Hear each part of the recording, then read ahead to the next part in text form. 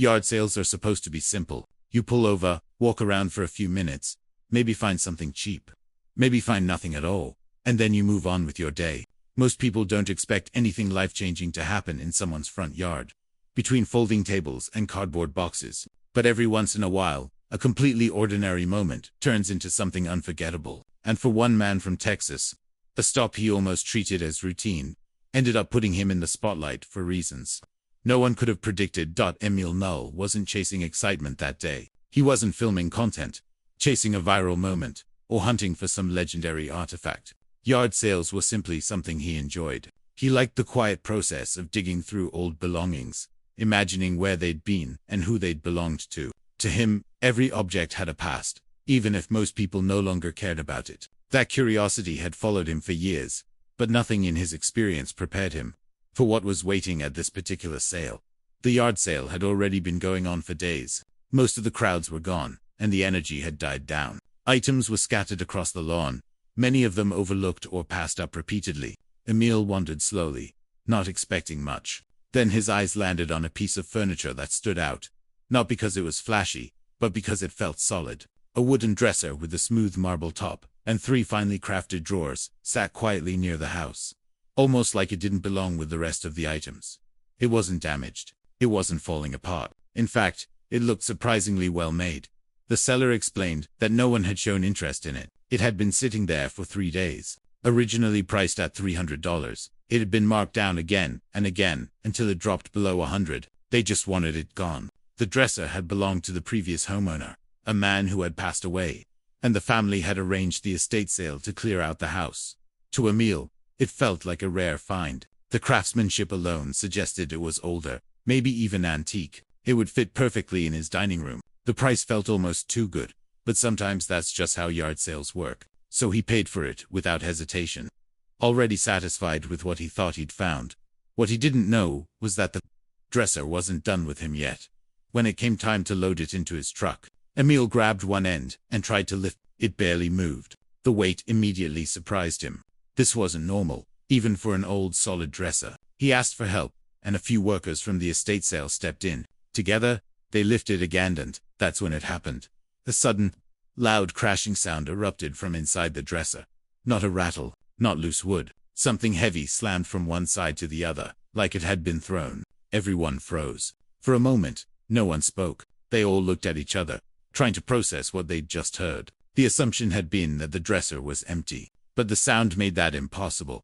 They set it down and immediately opened the drawers. One by one, slowly, carefully. Each drawer was deep, clean, completely empty. Still uneasy, they checked again. Nothing. No loose boards. No visible compartments. No explanation. Yet every time they tilted the dresser, the sound returned.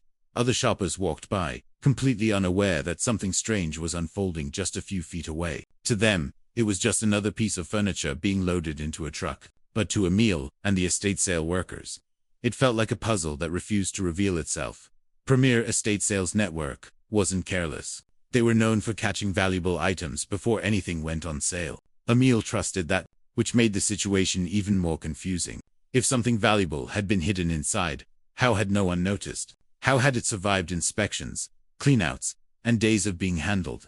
Each attempt to move the dresser made the noise louder, more unmistakable. One worker later said it sounded like metal cascading inside wood, like something heavy had been waiting for movement. The dresser didn't just feel old anymore. It felt intentional. Finally, they decided to lay it flat on its back. From that angle, something became visible that none of them had noticed before. A thin seam beneath the 3 main drawers, perfectly aligned, almost invisible unless you were looking from exactly the right position. A hidden drawer, crafted so well it blended into the frame itself. When they pulled it open, everything changed. Inside was not junk, not scraps, not random clutter. It was a carefully preserved collection of personal items, each one placed with purpose. Military medals, worn but polished, old dog tags, currency from another era, a neatly kept lock of hair. Some of the items dated back to the Civil War, connecting the dresser to a history far older than anyone had imagined.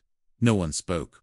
What made it even more powerful was how personal it all felt. These weren't just valuables. They were memories, pieces of a life that had been carefully hidden away, perhaps never meant to be found by strangers. Experts later suggested the dresser itself may have been built around the late 1800s, but the contents hinted at an even deeper story.